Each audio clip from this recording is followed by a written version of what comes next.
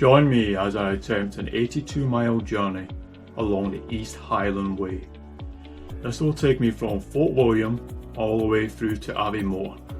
I will cross rugged terrain, pass through highland glens, walk along forest trails and ford river crossings as I adventure into this wilderness. Good morning everyone, my name is Rory and here I am at the start of the East Highland Way. The route itself is relatively new compared to more established routes such as the West Highland Way, and it was devised by Loch Laggan. The route itself takes us from Fort William all the way through to Aviemore. Now the first stage will take me from Fort William through to Spean Bridge. On average this will take me 5 to 5.5 hours approximately. Along the way I'll be trying to look for wild camping sites. I'll also be trying to look out for historical areas of interest and likewise seeing what sort of wildlife I can see along the route. I'm glad that you can join me today. So when I came up from the roundabout section just by the main stores, I headed up towards the smelting works and crossed over the railway bridge. Now from there immediately to the left hand side there's actually a path which has a checkered barrier on, which you just seen me at recently. Now if I carry on along that path, that will help me bypass the road that leads into the smelting works. It basically just loops all the way around it. So, and that will eventually take me to the actual trail that will lead us on from there. So I'm working off the Kevin Laggan's guide for doing this route. Likewise I have one of the Harvey maps. For the navigation side I'm relying on GPS, and I've got a secondary GPS device where I've obviously downloaded maps for these routes. Now these will be probably, I'd imagine, the two huts that we need to bypass before heading onto the route itself. So I've just bypassed smelting works. Now there's one thing probably to keep in note when you do the East Highland Way. There's not going to be as well laid out as in the way of markers and trail signs as you would get on a more popular route like the West Highland Way. A lot of times the walkers who've done this route have managed to go off path. Now I don't know whether this is mainly down to sort of general navigation errors, but a lot of times it could just simply be just switching off, as we can all do when we're on these walks. So what I'll do is when I'm walking along, if I can see any areas or main sort of turn points within the routes, I'll try and point them out.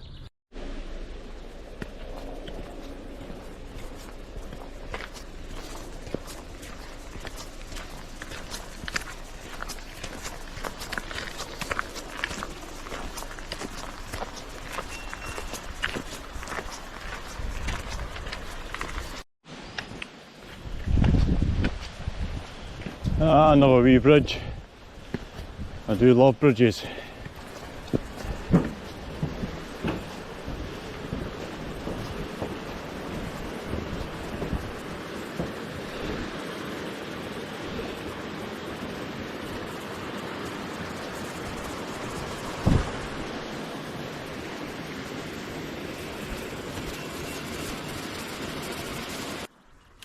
So we just arrived at one of the junctions which will lead you up to the north face of Ben Nevis. Now we want to take the path that will take us down the hill towards the north face car park.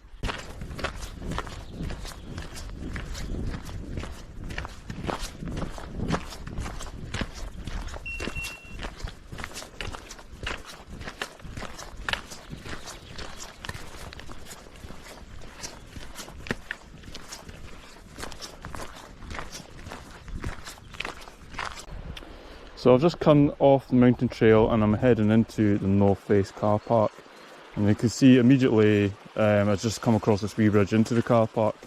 You've got this great little stream here, so it's a great place to resupply on your water. So we've just come from North Face car park down the hill, and then we come to this little bridge here.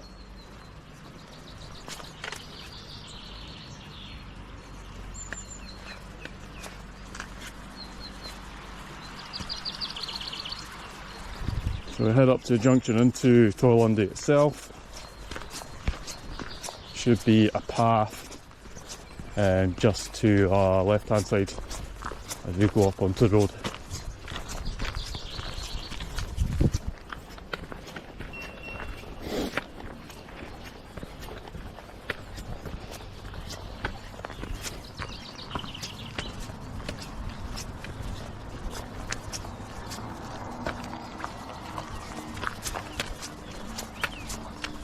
And we'll follow the sign towards Spean Bridge.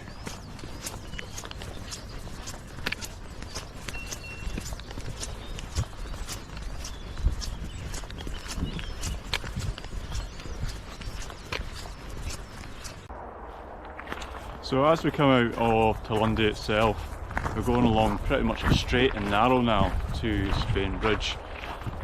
This is certainly quite an enjoyable wee section, though it's some of it might seem quite featureless, but you do have the birds singing in the background, there's no one about, and I'm really enjoying it. Now originally I hadn't actually planned to do this trail until later on in the year. I was going to try and link it up with doing the Speyside Way, which picks up around about Newtonmore area, and do a sort of longer hike. But necessitates the other trails that I'm doing in the year, I've decided to get this one started at the beginning, and hopefully it's a good starting trail to assess fitness levels and just get back into the grind of it all. Now one of the things I want to do is to try and capture a bit more footage on the first stage of the trail compared to some of the other videos that I have actually seen. I think for a lot of parties, people tend to think there's not really much to film on the first section. So for me it's trying to get a little bit more info out there, I suppose.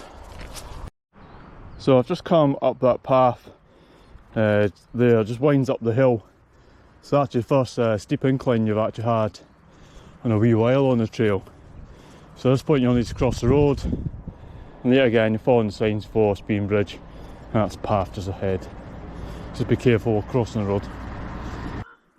So I'm not long past Stone Cottage, and you can see immediately to my side this lovely little clearing which is ideal for pitching up a tent. Now coming along the path from Lundy heading towards Spean Bridge, I've not seen anyone actually on the route. So if you're looking for something that's solitary compared to busier routes, this is ideal.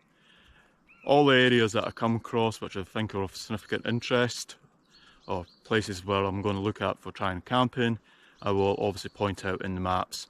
And at the end of the day, or the stage, I will put out a 3D layout map as well. I just noticed walking through this patch, there's actually quite a few bird stations, which is quite interesting. So we're just coming up to another junction point, and we should probably be heading left, just down the hill.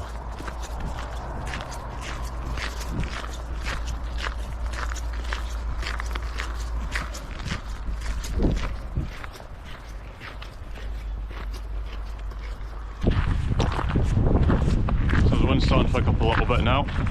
So I'm not too far from the outskirts of Spean Bridge. Now, as for where I'm going to actually try and get my tent pitched for the night, I've yet to decide exactly where. I was looking at possibly moving on a little bit further onto stage 2. Now, when I get to Spean Bridge and I can see what the ground looks like, I'll probably be better informed at then. Now, when I get to Spean Bridge, there are a couple of places that I would like to actually go and see, which are just outside the town itself. Now you have the Commando Memorial, which is about 1.5 miles outside the town, and then not far from there you also have High Bridge, which is a ruined bridge built during sort of the Jacobite times, which has an interesting little bit of history itself. Now Spean Bridge itself likely gets its name from this older bridge compared to the new one that they have today. So we've just come to this junction here. Now the natural progression you'd probably think would be to take this path to the right, just up towards where that gate is, but we will be taking the path to the left, and you'll see there's a small gate along here, and we'll be skirting the outside of the forest.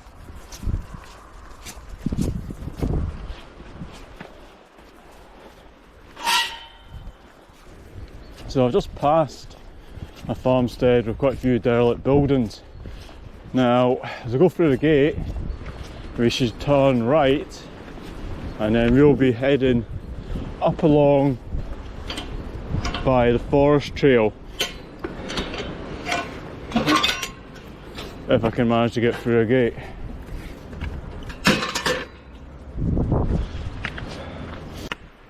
So I've just reached the forest edge, and now I should probably be heading east on this track to my left. And I can tell you one thing, it's definitely cold. Just tried to eat a Snickers bar and it was hard as a brick. My nose is starting to run. Yep, starting to feel it now.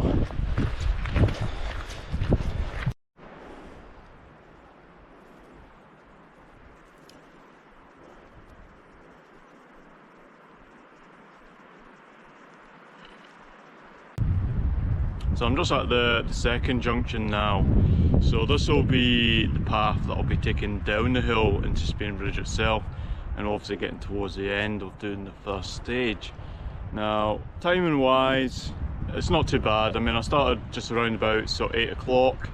It's getting on to just going after 1 o'clock now, so time's fine. I do have a little bit extra time to hopefully go through to Spean Bridge and then go and look at these other 2 points of interest to me. Now, walking along the top section of the forest, I will note that there are not many places that you can refill your water. And as for trying to pitch a tent down, there's plenty sort of laybys along the way, but they're obviously quite heavily gravelled.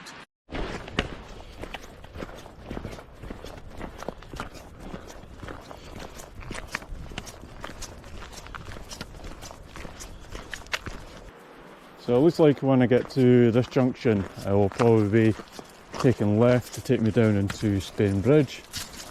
And likewise, if I was trying to go into the second stage, then I imagine I'd be probably just going straight on from here.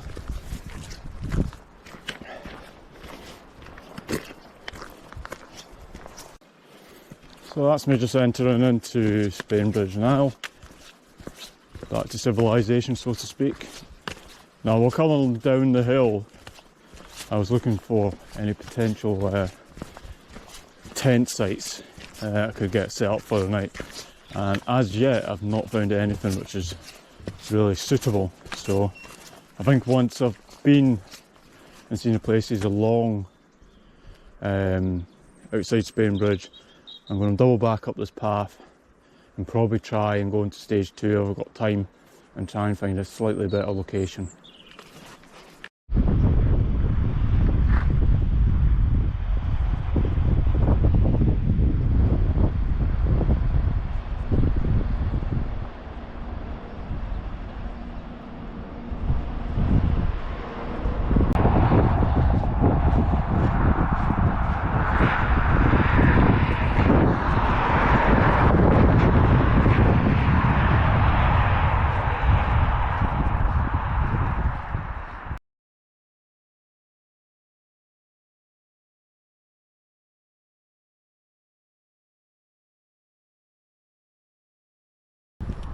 So I've just come from the Command Memorial, and if I walk down the hill, heading obviously in a westward sort of direction, I'll come to this nature trail for the High Bridge, and this will take me back down into Spean Bridge, following the Spean River, and I'll also pass by, hopefully, the High Bridge itself, or at least the ruins of it.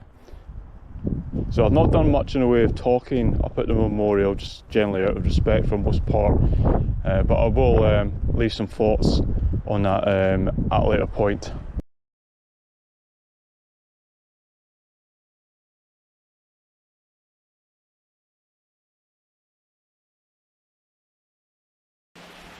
So I'm currently on the old railway line that leads into Spean Bridge. Now not too far up ahead I should be coming across the High Bridge itself, or at least the ruins of it. Now my thoughts on the memorial, I think it was very impactful, looking at the shrines that people have left messages, pictures of the loved ones. Yeah, it was quite, as I said, it was quite thought-provoking. Now up there is a donation box, so if you do come up here, it would be kind if you could maybe put some money in it.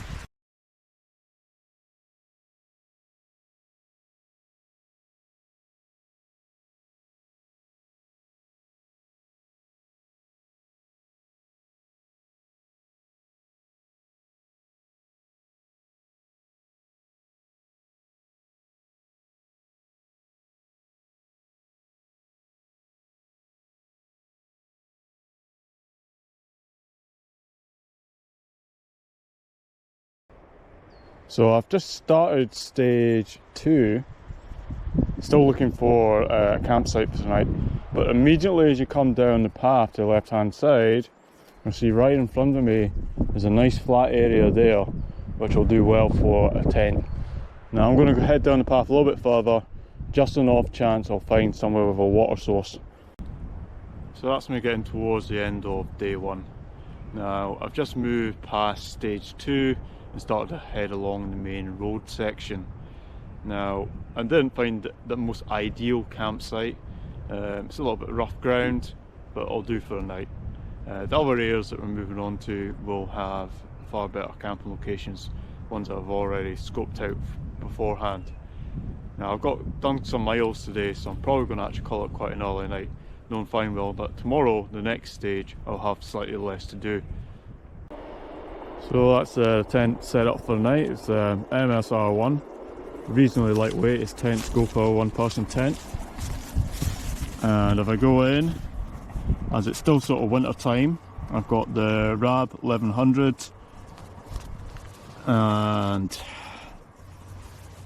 Sea Summit Ether Extreme. So hopefully they will keep me warm tonight.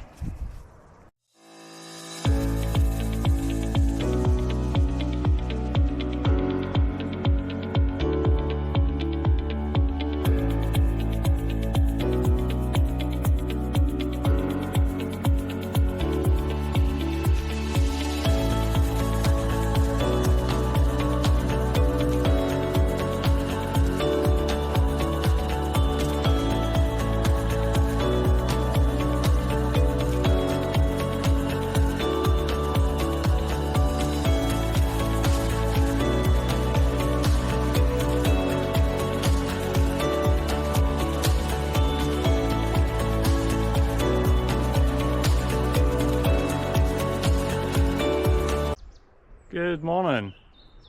So it's just going after 7 o'clock this morning. So today I'm off to actually a reasonably good start. So there's plenty I want to see going along this route. Now as for last night, it was not the best of sleeps. I had deer come crashing through my campsite, which was a bit of a surprise. It sounded like an ogre on the loose. Now I tried to get some night shots of them, but as soon as my camera loaded up, the noise of the camera when it started up just scared them off, so not ideal, but hey ho. So what I need to do this morning is go a little bit further along the trail. There is meant to be a river source that I'm going to cross, so I need to stock up on some water. That's something I wasn't able to do last night, and when I'm there, hopefully get a good wash and properly wake up. So not long past that junction I've just come past, there's actually a nice little campsite here, just down by the river. I was only probably about 2 minutes walk from this last night, so yeah, just one of them things. Now in this wee area there is plenty of red squirrels. I have tried to take some pictures of them, but they are fast little buggers.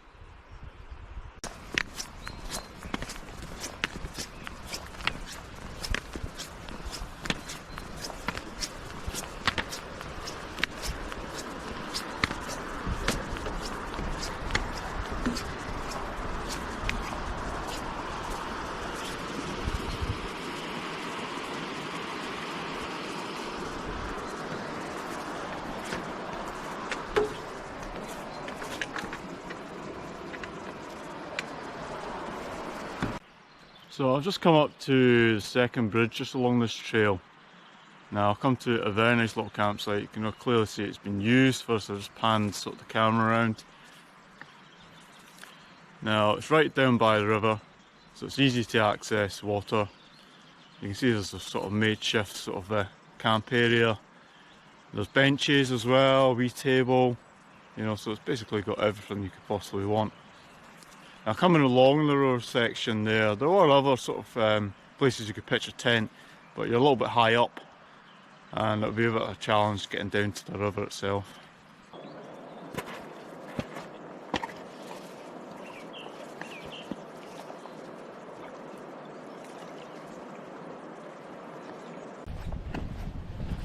So I'm just coming up to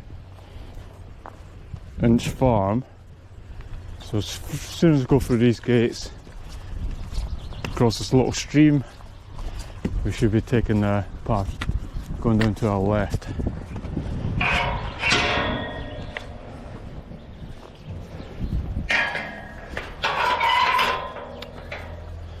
Now I think this is probably the first marker that I've actually seen for the East Highland Way. So I'm currently in Inchwood.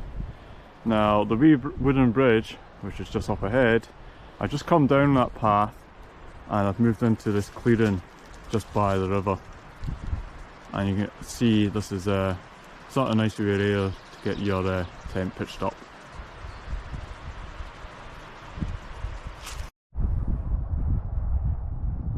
So I've just come out of Inchwood and heading towards Monadhliath. Now if you look towards the hill range in front of me, you'll see about halfway up the remains of an old industrial railway. Now the nickname for this back in the day would have been the Puggy Line, and I'm going to put some information regarding that up for you. So I've just taken a slight detour off the path and come up the hill to this old croft. Now the croft itself is actually perched on the old railway line, and you can see that they've probably used sleepers for the tracks itself to build it. Now Kevin Laggan did say in an event of extreme probably weather conditions that this could be used for a makeshift shelter for the night. Personally, with all the sort of sheep drop-ins and all the rest that's in it, I'd probably give it a miss. And likewise, coming up the hill, it is rather boggy. So I'm at the junction at the bottom of the hill. Now, as I headed up this path, this would lead me to the croft which I was just at. Now you'd reckon this is probably the path that you would actually take. Now it's actually the path to our left hand side. We'll need to go through these gates here to carry on. So I've just come through the small farmstead. There's a few gates that you need to pass. Not the easiest gates to open, and then we just carry on along the path ahead.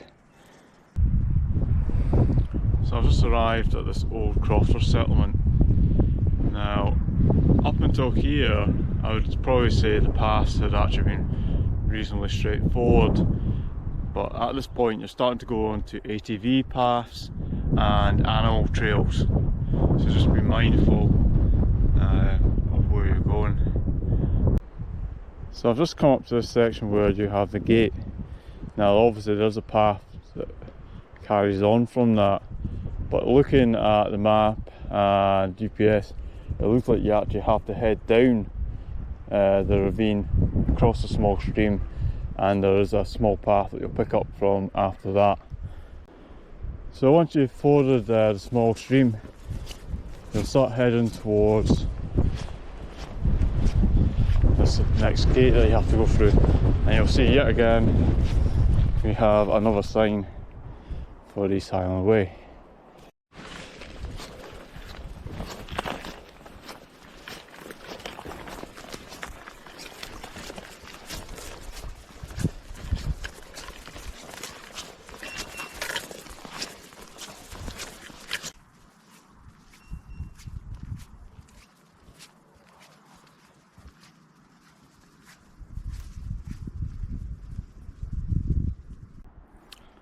Sometimes it's very easy to just want to push ahead, especially when you have a time schedule that you're trying to keep yourself to. But sometimes you really need to take that wee moment and have a look back to where you've just come from and appreciate all the views.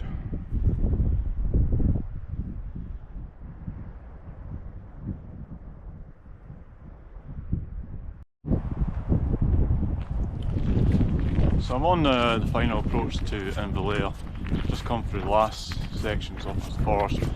Probably about half an hour or so away, tops. Now the trail today gauges it from anything from roughly 6 to 6.5 hours approximately. So time scale wise, I'll probably be arriving pretty much on the 6 hour mark. Now, one thing to keep in mind when doing this trail, though it might seem that it's quite a short distance, you are going to do quite a few inclines on the way and it will actually take it out of you, so just be mindful.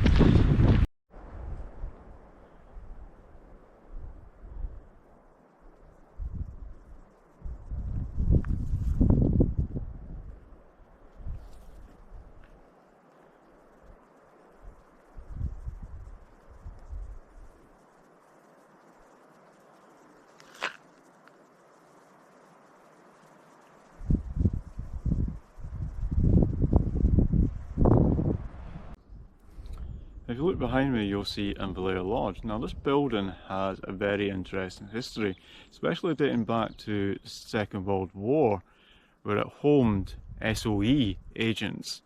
Now they were very much the sort of the elite of their time. They would go on with their real life exploits to inspire many novelists, and their books eventually would be made into movies. One of them that comes directly to mind would be James Bond 007. So this is the third sign that I've seen for the East Highland Way. Now if I was to go down the road left, you do have the falls for Inverlair. Now I've seen the falls as I came in by the train, so I'm not going to head down that way today. Though there are meant to be some reasonably good tent pitches along the river from what I've heard, but I'm going to head right along the trail path, and there's a wee loch that I'm going to try and settle down for tonight.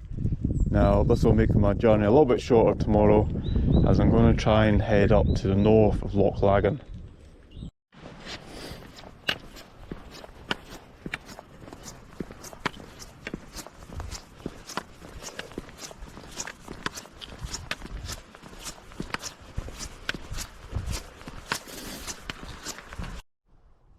So I'm just getting myself set up for the night, and I'm at the south end of Loch. So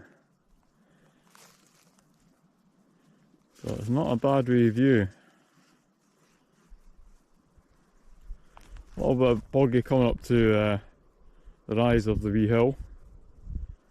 Other than that, not bad.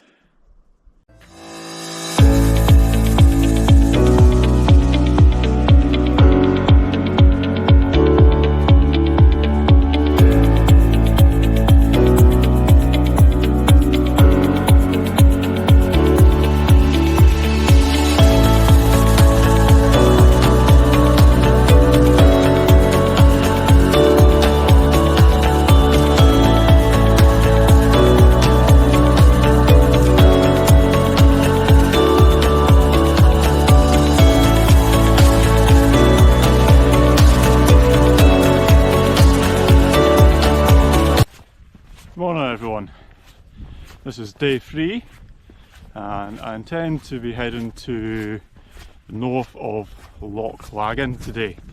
So it's going to be quite a long haul, hence the early start. Now it was quite a relaxing night, staying by the wee loch side there, listening to all the wildlife, especially going quite late on into the evening. So I'm going to move forward now, try and get a few miles through, and I'll catch up in a wee bit.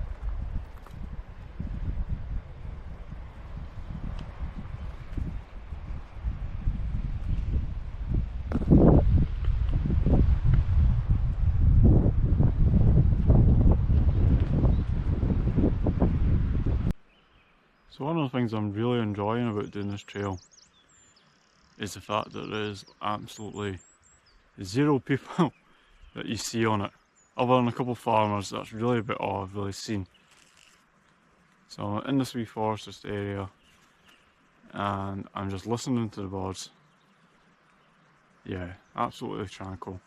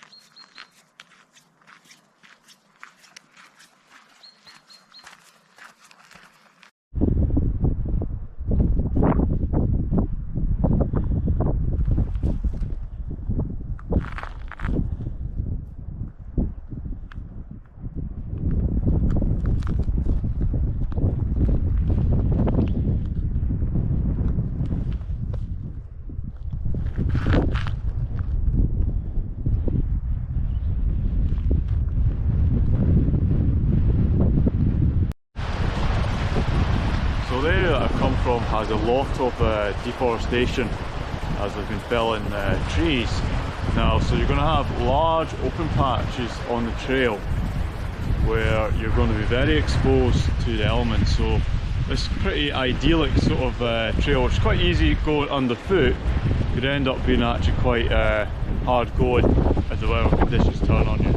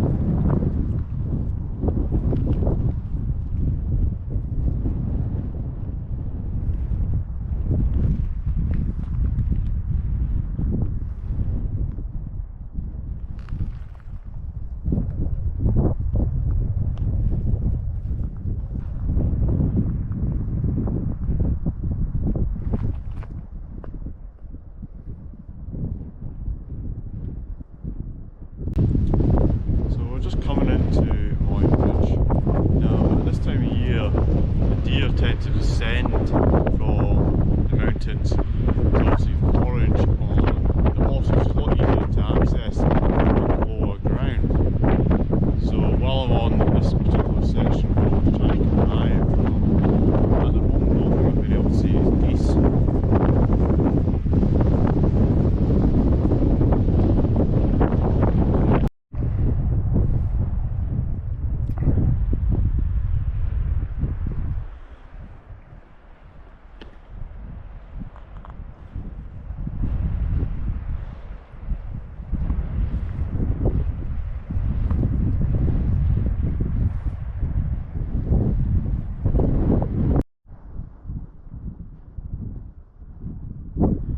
You can see how vast the moorland is. Ideal grazing territory for red deer.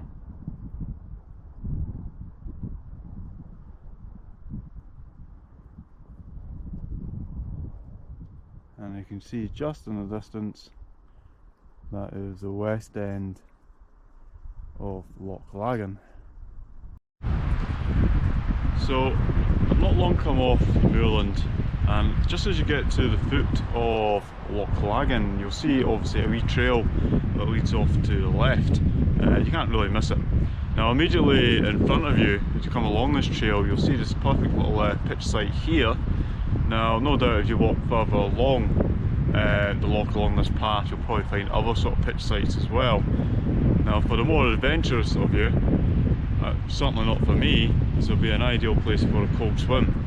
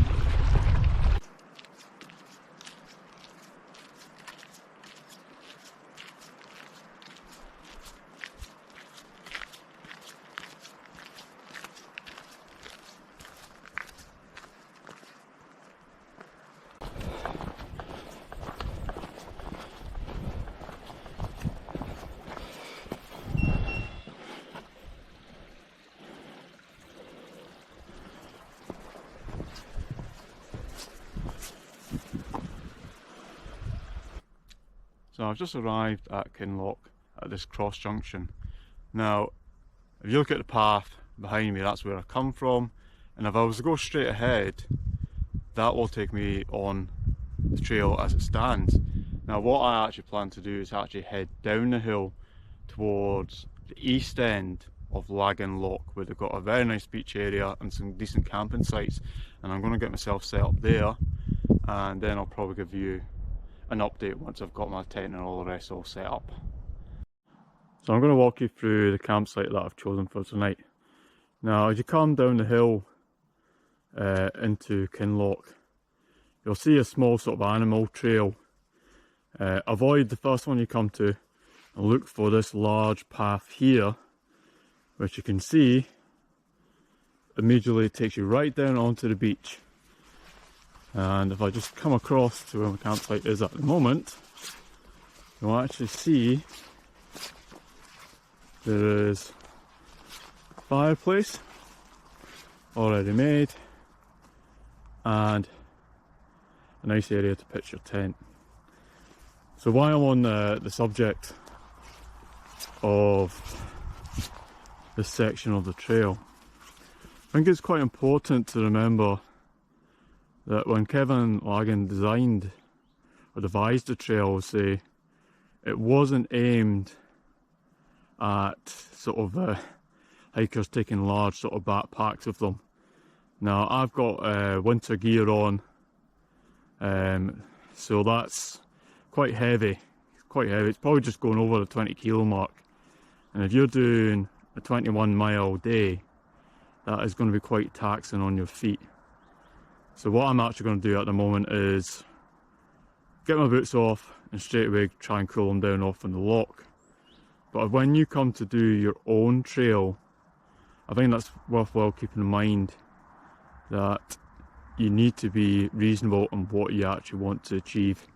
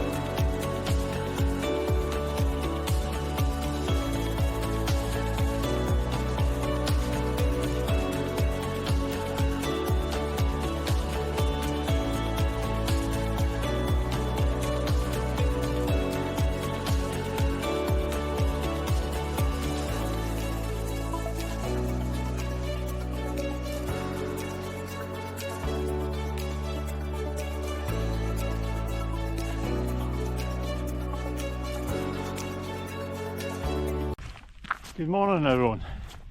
Now moving on to day 4, and the plan is to head to Newtonmore, where I thankfully have accommodation booked for the night. Now last night was, despite having a really good campsite, was an extremely restless sleep. I had some noisy neighbours, the geese were throwing a right party and were honking away all the way through the night and crashing into the water, and so yeah, not ideal, but then again, that's nature for you. So I'm going to move a little bit along the trail, and I'm probably going to try and head for Pattack Falls. I'll speak to you in a wee bit. It looks like we're bypassing the main road and just heading straight on to this path ahead of us.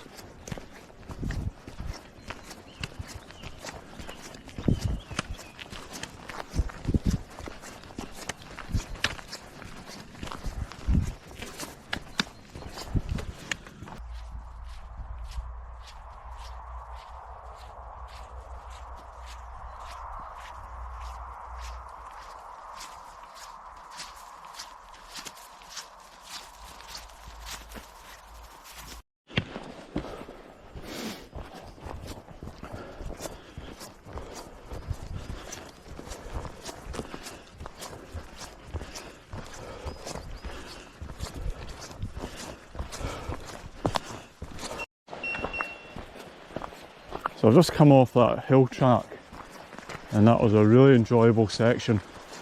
I did see actually a few deer, but they're a little bit too far away to actually get any decent pictures off.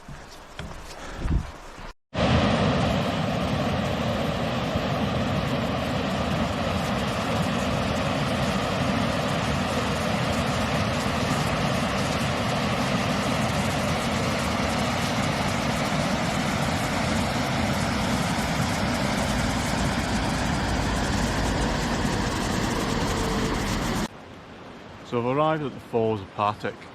I took a wee detour off the main path to come along a wee hill track. Along the path itself I just stashed my rucksack, so I wasn't taking it back and forward along the trail. Now this is a sort of nice wee area to get a tent pitched down. You could probably put it in sand or roughly where I'm standing at the moment, but I think it's more popular for people who want to go do wild swimming. Skinny dipping if you're a little bit more adventurous, and I can see why. It's perfect. It's out the way, and at this moment in time there's no one about. So I've just arrived at Gower. Now we're just going to cross the road, not take the path immediately in front of us. There's just one a little bit further down the road. Now if I was to continue down the road, we would actually come to a small car park which has access to the Falls of Pattack as well. So if you don't want to do the wee hill path that I done, that might be an easier option for you.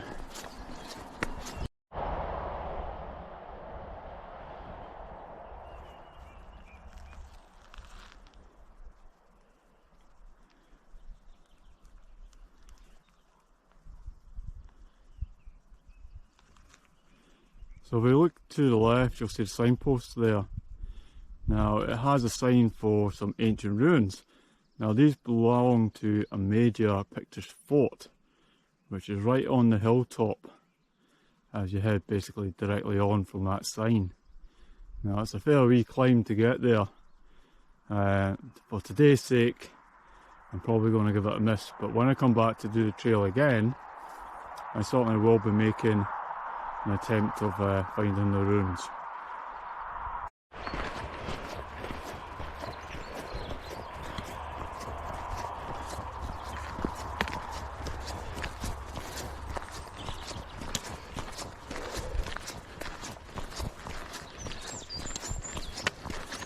So I've just come up to the top of the hill trail. Behind me there's a nice wee bench so you can take a rest. Now you don't want to be following the main trail which you see in front of you. What you want to do is follow this small woodland trail which leads you into Blackwood, which is indicated by blue signs. Now apparently they're all the way through this woodland to keep you right.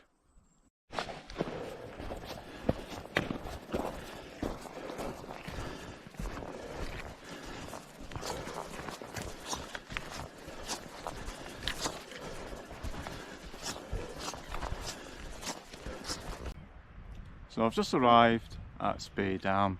I've been making good progress this morning. It's probably just going at the back of 10 o'clock now. Now Laggan itself is not too far away, so I'm hoping to get a nice refreshment break and also get a wee bite to eat. Now the River Spey is an old friend of mine. I remember seeing a lot of that in my youth, so I'm glad to see that once again. So I've just arrived in Laggan, and unfortunately the wee store is closed on a Monday, so there'll be no treats for me on this occasion, so I'll probably be just heading on. I'll just give you a wee pan round. It's a beautiful little hamlet, very friendly people here, so I'll just remember for next time not to arrive here on a Monday. So I'm just coming to the end of Balgowan, and you'll see this wee forest trail immediately behind me. Now in Balgowan this is probably the last couple of houses before you leave small hamlet. Now this will take me up into the moorlands across the marsh, which is reasonably hard to navigate, and likewise depending on the weather conditions quite hard to traverse. Now you can actually bypass this section by going down the hill and going out of Balgowan and turning left around the forest, and you'll pick up actually the main trail which will lead you up to the bothy.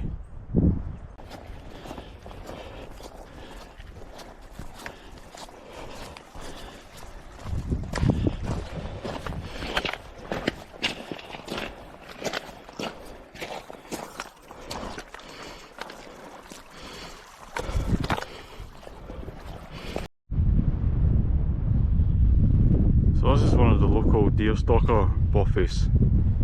Now I've seen a few people try and pronounce the name for it. Now to make it easier, the locals just know it as Carnegie's buffy. So we'll have a wee look inside and see what's there. So nice wee chair there, couple of couches. I wouldn't advise trying to sit on them or sleep on them, and quite a bit of junk that's been left by people who have probably been passing through. Another wee look into the next section. And a Wi-Fi code, which I'm pretty sure will not work. Yeah, a little bit dark through here. I can see there's a barbecue.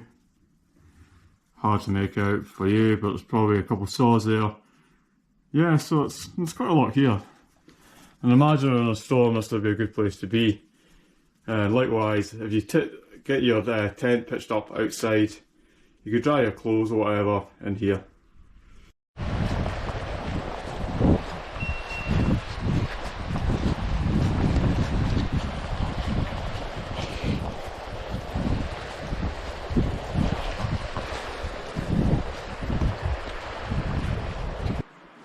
So as you come through Glen Banker, you'll see a lot of ruined crofts. Now this is because the tenants at the time were evicted from the land during the Highland clearances to make way for sheep.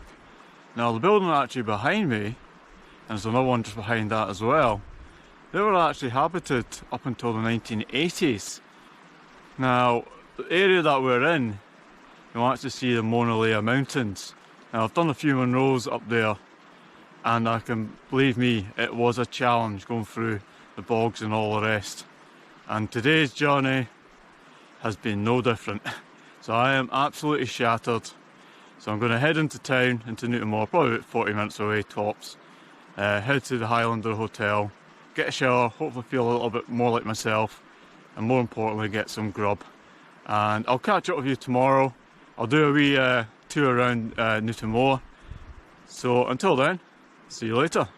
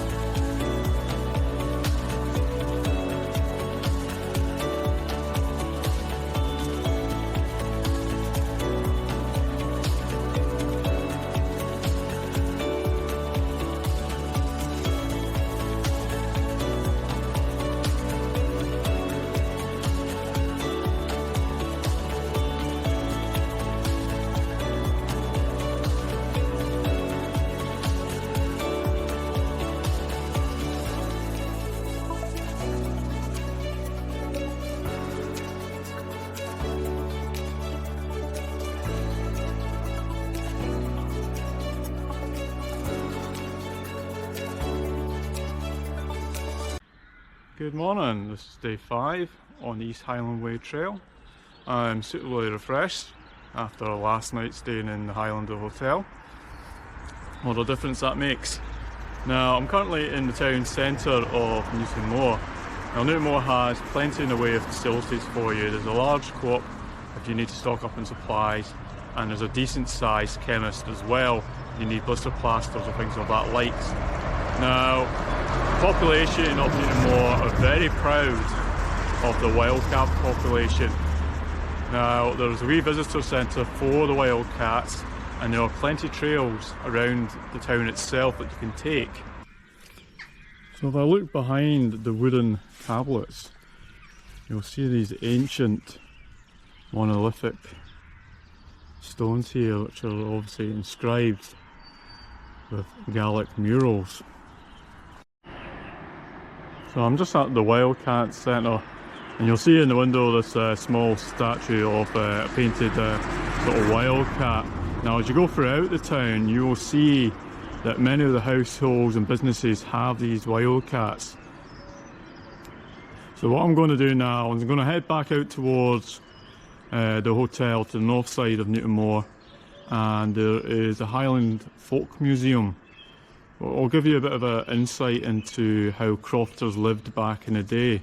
Now at this time of year it is actually closed, but I'm going to try and find it anyway and see if I'm possible to get some photos taken. So I'm currently at the north side of Newtonmore, and just as you come off the main road you'll see a wee trail that leads you down to Loch Immore. Now this is a nice little quiet area that you can come and relax, especially if you're spending time in Newtonmore, and I would certainly advise coming down here.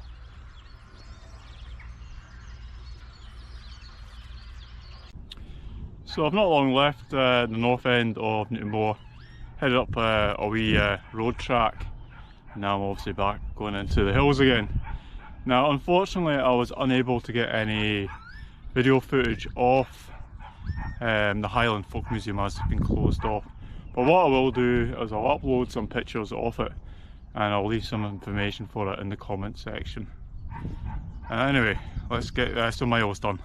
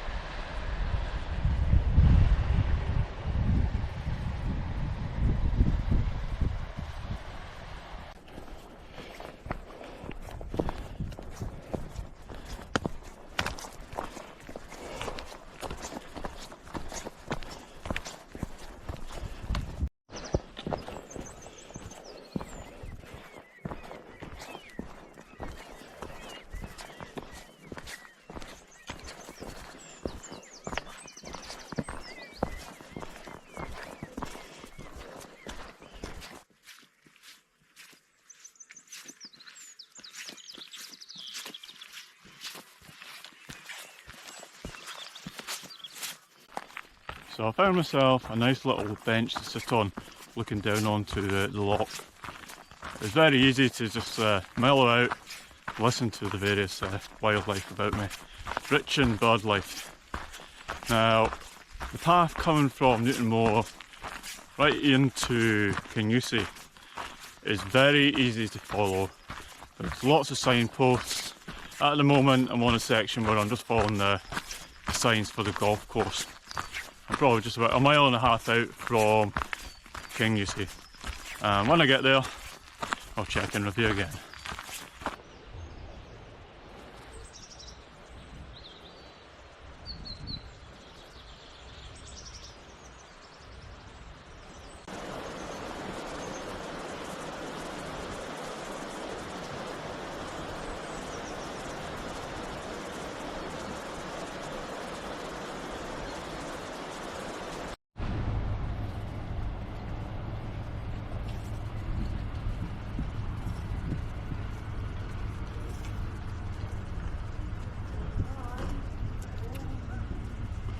So I'm now in Kingussie. Yeah, again, it's another place that has chemists, co-op, and plenty of small sort of coffee shops that you can go into. Now, coming down from the golf course, there's actually some diversions on the trail, but they're clearly signposted, so you shouldn't have too much trouble.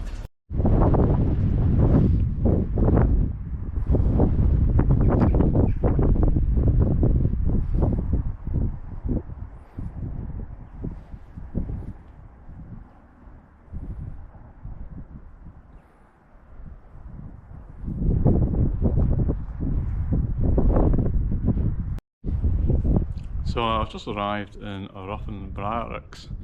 Now I've heard this place pronounced different ways. Some people call it a Ruthven, some people even call it a Ruthven. So take your pick. Now the good thing about this place is there is no cost to come in here, and most times when you arrive there isn't going to be many people around. forts such as these were designed to suppress any further Jacobite rebellion. So unfortunately for the English, it actually had the opposite effect and incited the local populace against them. So what I'm going to do, I'm going to have a wee walk around here and I'll take a few shots as I go around. So behind me you'll see the Dragoons stables. Now at this particular barracks there would have been at least one company of English infantrymen plus the Dragoons and the mounted horse infantry who would have patrolled the local area. Now for them it would have been probably quite challenging because most people up here did not speak English at that time. So there would have immediately been a language barrier, and likewise these men would have probably felt very isolated in a hostile territory. Now the barracks itself has a very interesting history. Quite early on in the third Jacobite rebellion led by Bonnie Prince Charlie, they did actually try and take this barracks and they were repelled by a very small garrison of troops who were actually here at the time. Now they would eventually come back and sack the castle about a year later. Now after the Battle of Culloden, you had many of Bonnie Prince Charlie's supporters then came here hoping to obviously regroup, and some of the clans that didn't make the Battle of Culloden also rallied here. So they were expecting that the war would continue, and at that point in time there was still a sizable army here, anything up to 5,000 troops, which was back then was very large. Now this obviously didn't take place, so while they were waiting for Bonnie Prince Charlie to arrive, a messenger then arrives with a letter basically telling them that they were on their own and all the best, and that was the end of it. So this is where the third Jacobite uprising basically came to an end.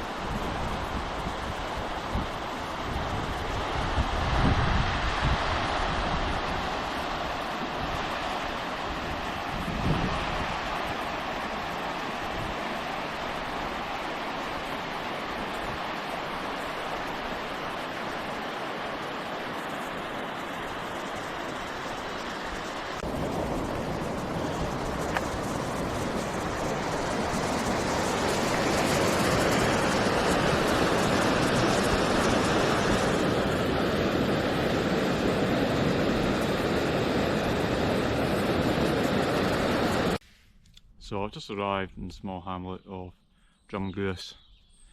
Now I'm taking a well-deserved break on this lovely little bench that's been provided for people passing through, with a wee sign on it telling you to rest your weary feet, which is something I currently have. It was a nice wee walk through the nature reserve, but going in and out and on small wee trails certainly was a little bit on the taxing side. So I'm approximately 7.5 miles away from Kincraig now, which is not too far away, and I'll start walking into territory that I know actually quite well. So I'm looking forward to that. So I've just left Drumgoose, now entering onto this forest trail. Now when I was at Drumgoose it was full of bird life, and now I'm suddenly in the eerie quiet, which sometimes can happen when you're on these sort of trails. Now for a navigation point of view, since I've left Newtonmore there have been signs everywhere. At times I've not even really needed to actually check either my GPS or the map at all. Now one thing is, when you're going along this section to Kincraig, you can actually follow the Speyside Way signs as well, and you'll not go amiss.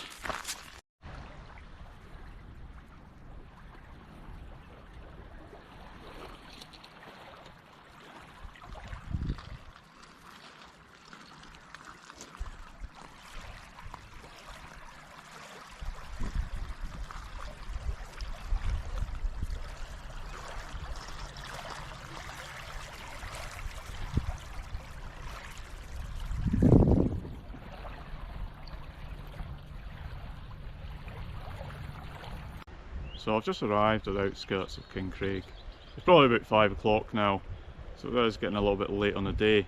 Now behind me you have the Loch Immore Sports Centre.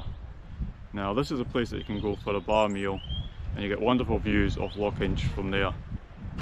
So this is us at the end of day 5. I'm just on the outskirts of Kincraig and I've selected a pitch site just off Pattack Way trail. Now it gives me nice views of Loch Immore, and hopefully tomorrow what I'll do is I'll have a wee walk around Kincraig itself, and until then, have a good night's sleep and we'll catch up tomorrow.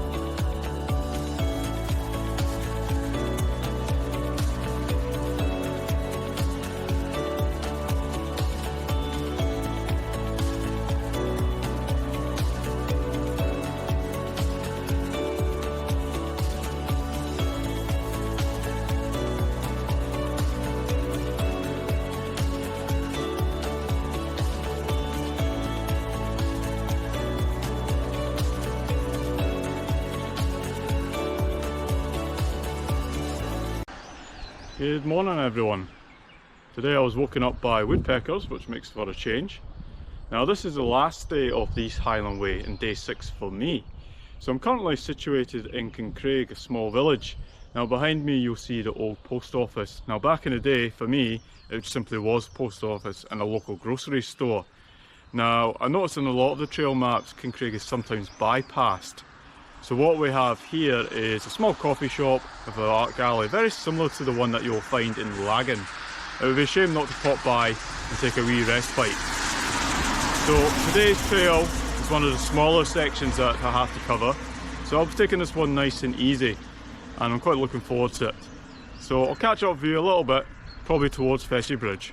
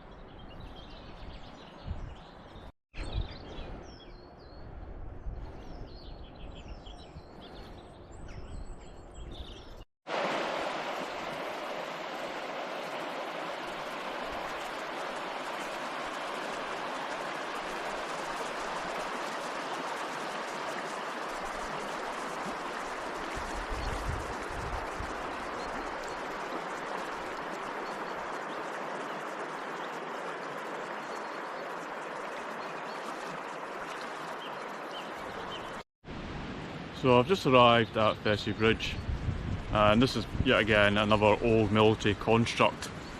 Now the section coming from Kincraig to here, there are a lot of trees down in the trail, so you're not able to follow the established route, which is a shame because there's a nice sculpture garden I actually wanted to see.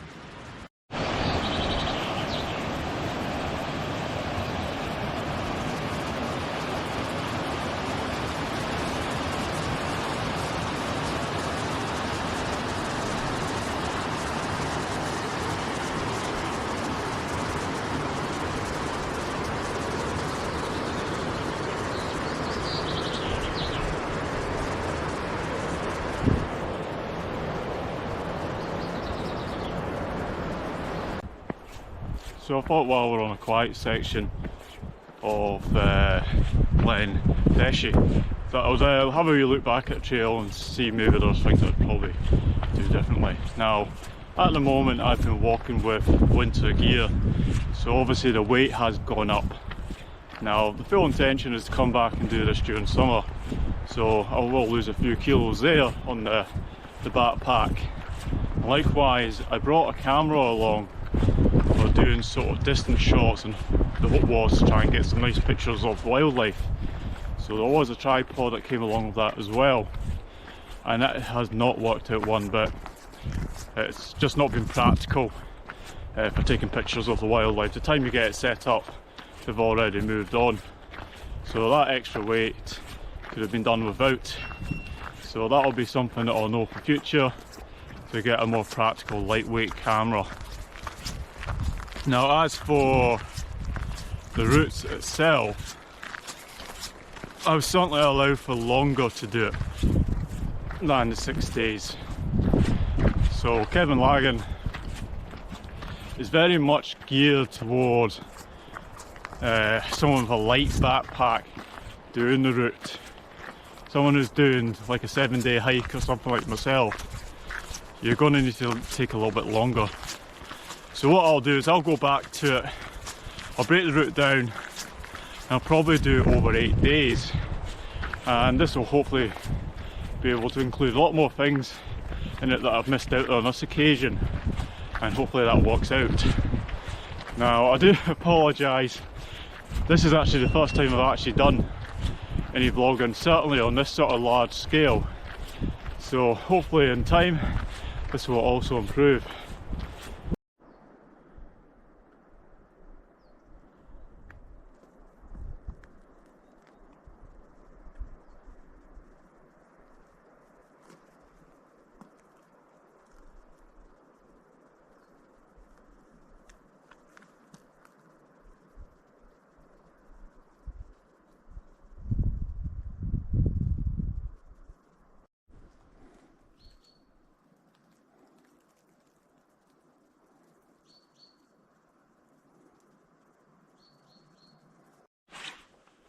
So I've just passed Drake's Bothy. Now there were people inside it, so I didn't take any shots of the building itself. Now it is a very well kept bothy, and all around the area there's plenty of places that you can get a tent pitched up. And prior to coming to the bothy, you'll ford a small stream across a little bridge, so you've got a water source nearby.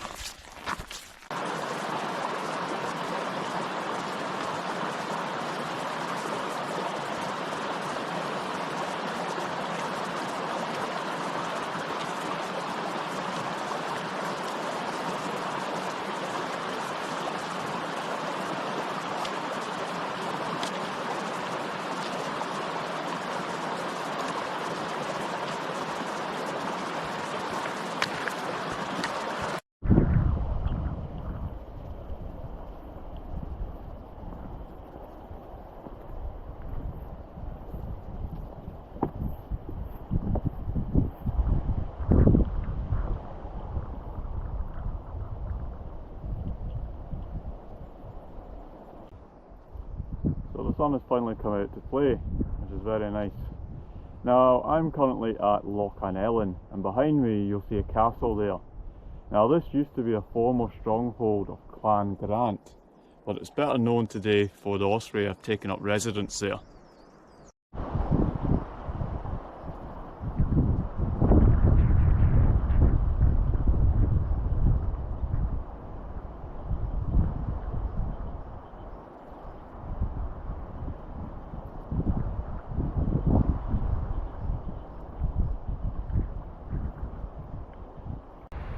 So we're finally at the end of the East Highland Way after 6 days. It's such a bittersweet moment.